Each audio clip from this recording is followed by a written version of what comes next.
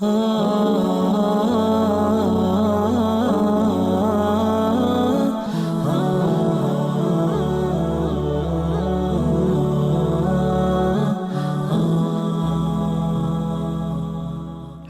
وصلیاً مسلما اما بعد فاعوذ باللہ من الشیطان الرجیم بسم اللہ الرحمن الرحیم۔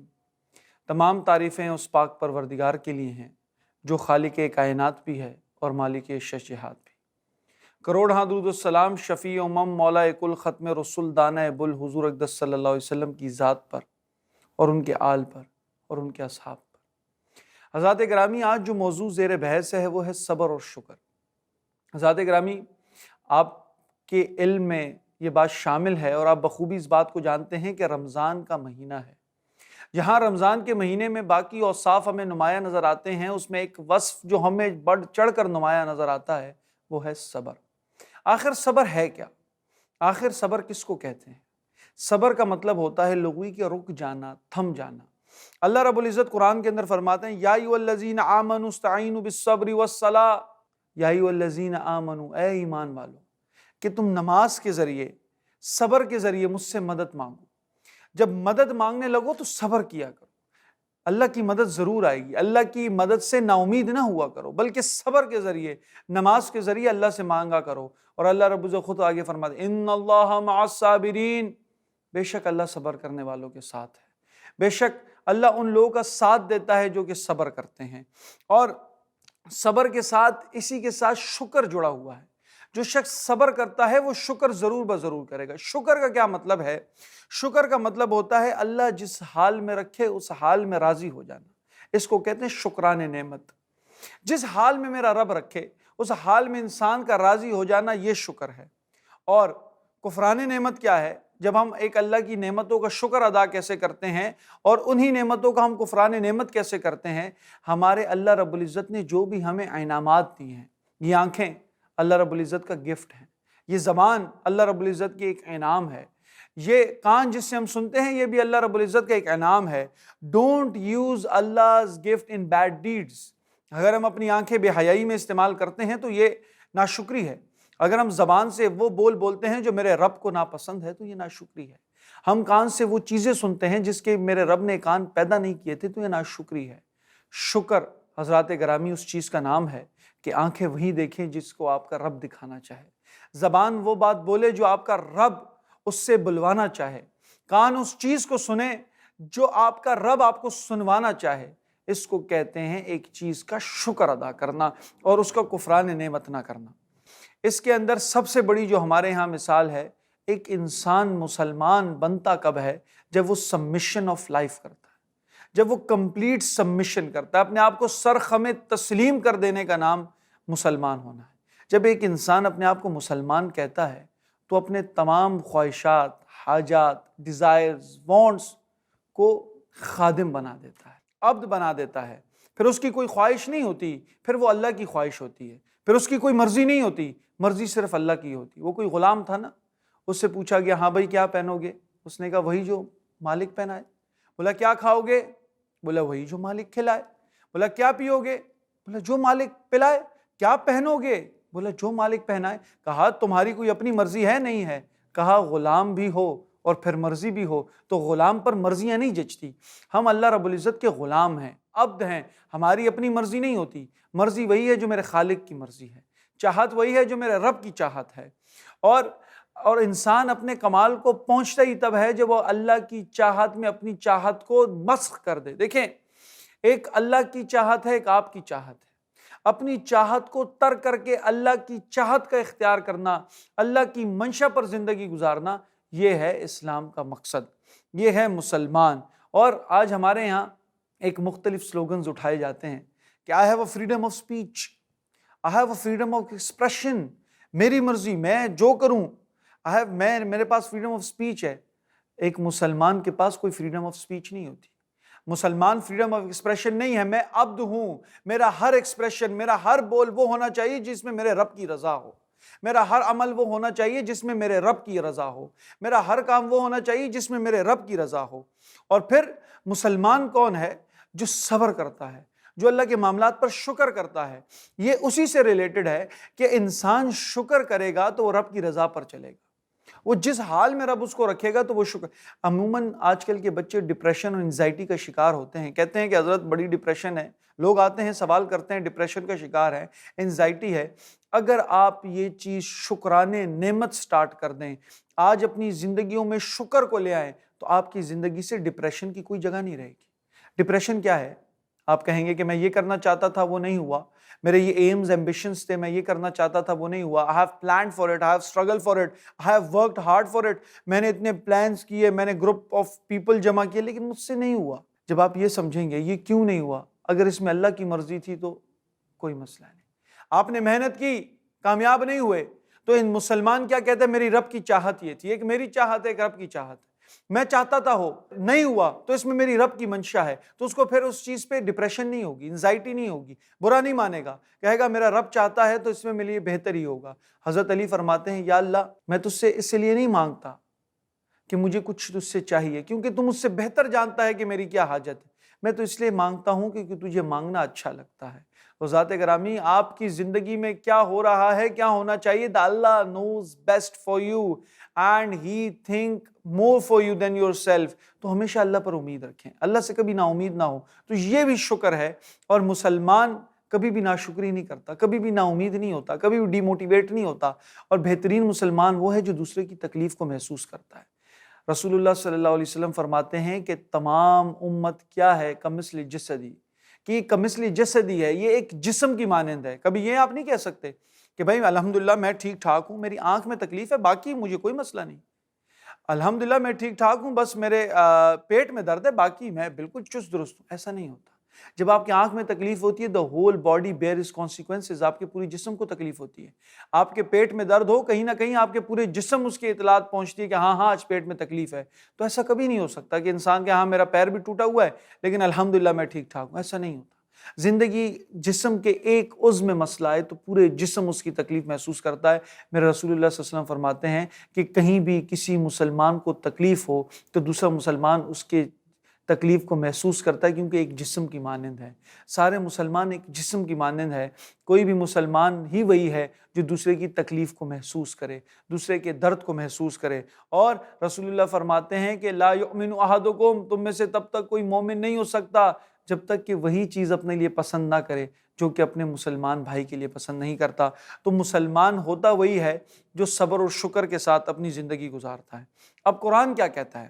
قرآن کہتا ہے فَاذْكُرُونِي أَذْكُرْكُمْ وَاشْكُرُوا لِي وَلَا تَكْفُرُونَ، کہ اللہ فرماتے ہیں فَاذْكُرُونِي أَذْكُرْكُمْ، تم میرا ذکر کرو میں تمہارا ذکر کروں گا۔ آہ سبحان اللہ۔ حدیث میں آتا ہے کہ جو شخص اللہ کی طرف ہاتھ بڑھاتا ہے اللہ اس کی طرف دو ہاتھ بڑھاتے ہیں، جو اللہ کی طرف چل کر آتا ہے اللہ رب العزت اس کی طرف دوڑ کر آتے ہیں، جو اللہ رب العزت کا دنیاوی محفل میں تذکرہ کرتا ہے اللہ رب العزت کا اس کا فرشتوں کی محفل میں تذکرہ کرتا ہے۔ یہ میرے رب کی رحمت ہے۔ اور پھر کیا؟ فَاشْكُرُوا وَلَا تَكْفُرُونَ، تم میرا شکر ادا کرو اور کیا کرو؟ وَلَا تَكْفُرُونَ، ناشکری نہیں کیا کرو، کفر نہیں کیا کرو، میری نعمتوں سے ناشکری، نعمتوں کا خوب فَلْيَفْرَحُوا، ایک جگہ فرماتے ہیں نعمتوں کا خوب چرچا کیا کرو۔ تو یہ اللہ رب العزت کی نعمتیں ہیں، اللہ رب العزت کی گفٹ ہیں۔ گفٹ کو، اللہ رب العزت کی نعمتوں کو جس طرح اللہ رب العزت نے ان کی عطا کی ہے اسی طرح اس چیزوں پر استعمال کرنا یہ شکرانے نعمت ہے۔ حضرات گرامی اب بات کریں گے ہم صبر، آخر صبر کیا ہے اور صبر کی اقسام کتنی ہیں، انشاءاللہ اس کے متعلق بات کریں گے۔ اور ہم جاتے ہیں ایک چھوٹے سے بریک کے بعد انشاءاللہ صبر اور اس کے اقسام۔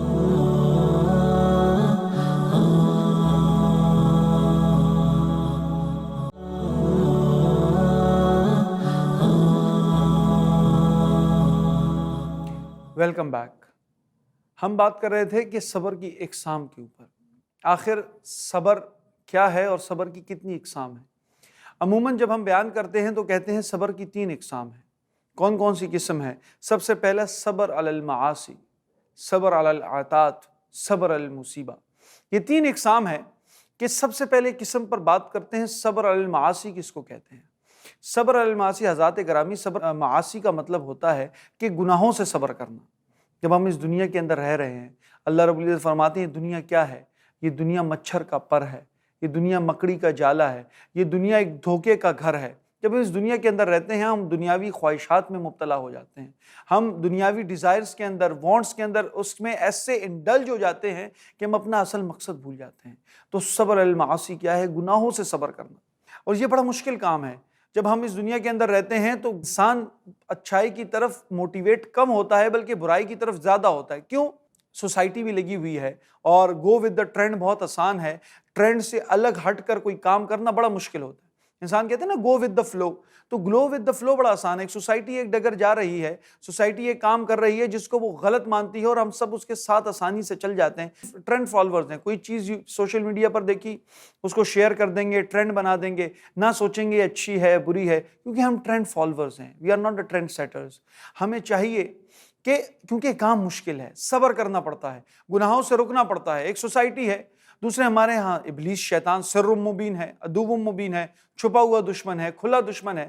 تو شیطان ہمیں اچھے اعمال کی طرف بڑھنے نہیں دیتا، شیطان ہمیں بتاتا ہے اور ہمارے دل کے اندر وسوسے ڈالتا ہے کہ ہاں بھائی فجر کی نماز میں کون اٹھ سکتا ہے، ہاں بھائی یہ دیکھو جھوٹ بولو گے فٹافٹ کام ہو جائے گا، تم ابھی پوری رات پڑھو گے، you will spend your whole night while studying, صبح بس چھوٹی سی چیٹنگ کر لو تم پاس ہو جاؤ گے، مسئلہ تھوڑی، تم پڑھتے ہو فلاں چیٹنگ کرتا ہے پاس۔ یہ ساری چیزیں ہمارے اندر، اب اس سب سے صبر کرنا ہے، دس از صبر المعاصی، گناہوں سے رکنا ہے، گناہوں سے صبر کرنا ہے۔ گرمی ہے، اوپر سورج آب و تاب سے اپنی روشنی پھینک رہا ہے، آپ کے ماتھے سے پسینہ بھی نکل رہا ہے، لیکن پھر بھی وہ مزدور اپنی مزدوری کرتے ہوئے ظہر کے ٹائم مصلی بچھا کر جب اللہ کے حضور پیش ہوتا ہے تو یہ ہے صبر المعاصی۔ جب ایک مرد کے سامنے تمام تر گناہ اس کے سامنے رکھ دیے جائیں لیکن وہ کہتا ہے حضرت یوسف کی طرح کہ میرا رب مجھے دیکھ رہا ہے اور ان گناہوں کو چھوڑ دے، یہ ہے صبر المعاصی۔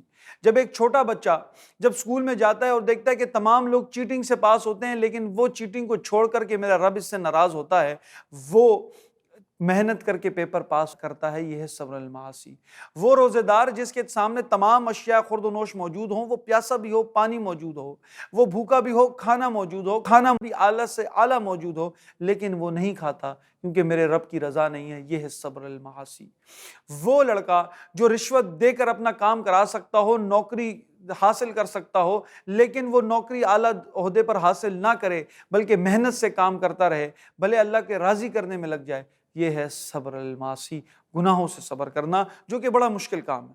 دوسرا صبر العطات، کہ اللہ رب العزت کے عطات پہ صبر کرنا۔ ہمارے ہاں عموماً یہ ہوتا ہے کہ ہم نماز شروع کر دیتے ہیں، جیسے ابھی رمضان ہے، نمازیں پڑھنا شروع کی، اب شروع میں تو انسان کا خشوع و خضوع بھی ہوتا ہے، اب نمازیں، اب اس میں کنٹینیوٹی مستقل مزاجی بڑی مشکل ہوتی۔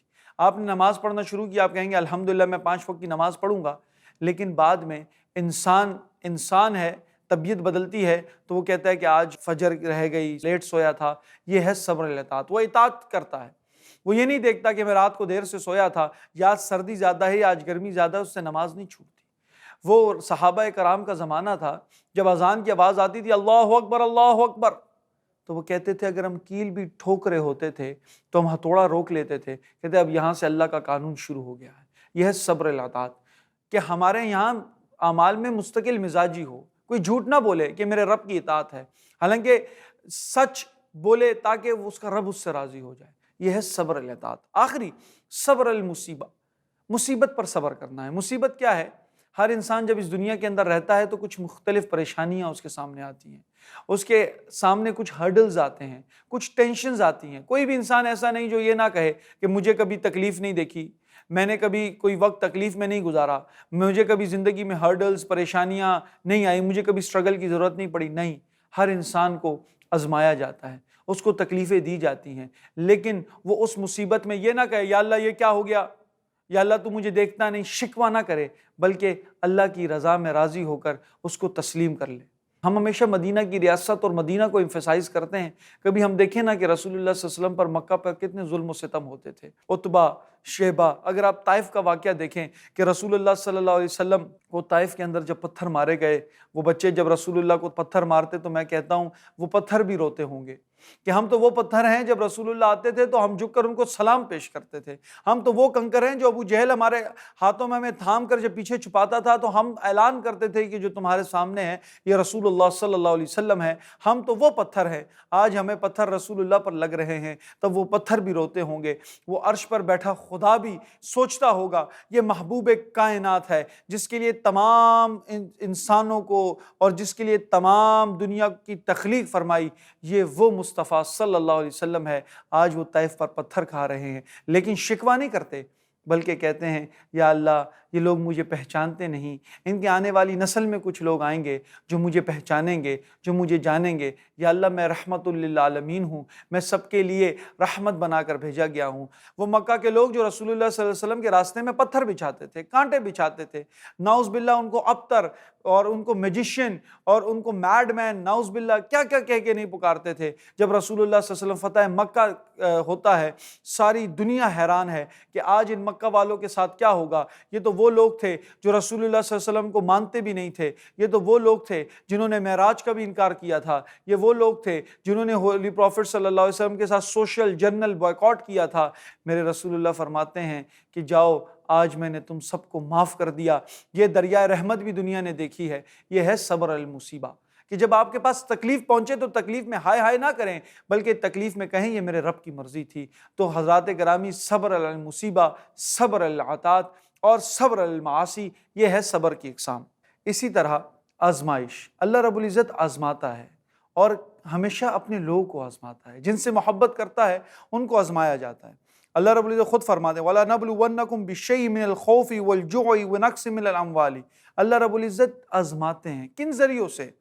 من الخوف، خوف سے۔ کس چیز کا خوف لاحق ہے انسان کو، کس چیز کی پریشانی ہے انسان کو؟ اور پھر آگے فرماتے ہیں وَالْجُوعِ وَنَقْصٍ مِنَ الْأَمْوَالِ، کہ میرا مال نہ چلا جائے، اور بھوک سے، وَالْجُوعِ، بھوک سے آزماتا ہے انسان پوری زندگی میں۔ شام کو کیا کھاؤں گا، میرا دوپہر کا کھانا، میرا دسترخوان سجا ہوا ہو، کہیں میرے دسترخوان کے لوازمات میں کوئی کمی نہ آ جائے، کہیں میں کل کے لیے میری سیونگ کم نہ ہو جائیں۔ میرا پورا کیش فلو چارٹ بناتا ہے، اپنی اکنامک پالیسیز تیار کرتا ہے، کہیں میرے روزمرہ کی زندگیوں میں کھانے پینے میں کہیں کمی نہ آ جائے۔ لیکن کبھی ایسا بھی ہوگا کہ آپ کے دسترخوانوں میں کمیاں بھی آئیں گی، کبھی ایسا بھی ہوگا، صورتحال ایسی بن جائے گی کہ کھانے پینے میں کمیاں بھی آ سکتی ہیں، آپ کے دسترخوان کی جو لوازمات ہیں اس میں کمیاں بھی آ سکتی ہیں۔ اللہ رب العزت اس سے بھی آزمائیں گے۔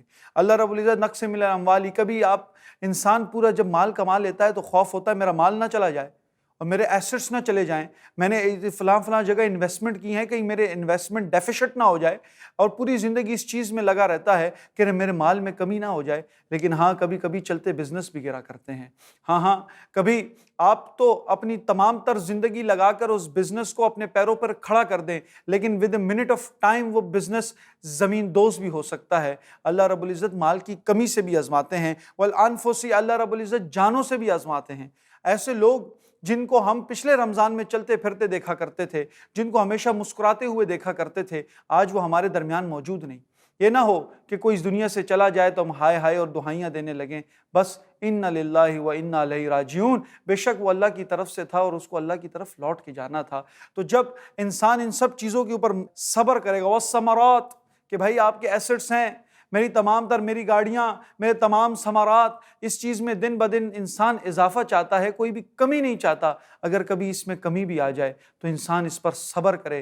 حضرات گرامی، میں اپنے موضوع کو اس چیز سے اختصار کی طرف لے کر چلوں گا کہ انسان ان تمام چیزوں پر صبر کرے۔ جب انسان صبر کرتا ہے تو اس کے اندر شکر کی علامت خود بخود آ جاتی ہے، اور شکر کیا ہے کہ اللہ کی رضا میں راضی ہو جانا، کہ complete submission of life who, and you should do all that things which your Allah wants from you, اور اس چیز پر صبر کرنا جو اللہ کی طرف سے آزمائش ہو، اور یہ رمضان کا نمایاں وصف ہے۔ اللہ رب العزت ہمیں اس پہ عمل کرنے کی توفیق عطا فرمائے۔ وآخر دعوانا الحمدللہ رب العالمین۔